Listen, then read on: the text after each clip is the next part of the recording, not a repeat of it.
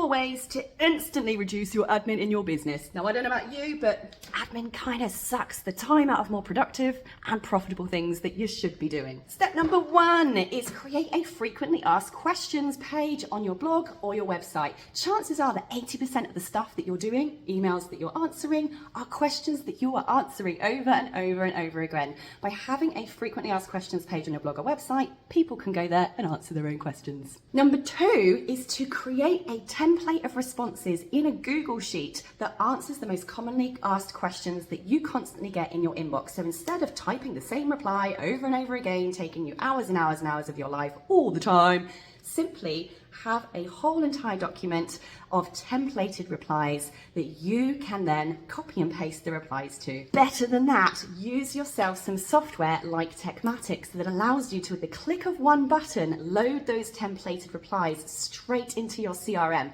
so that when you get those questions come through by email, Facebook or Instagram Messenger, with the click of a button, that templated reply instantly sends to your customer. Tip number 4 is to pre-schedule all of your social media content. You do not need to be online all of the time.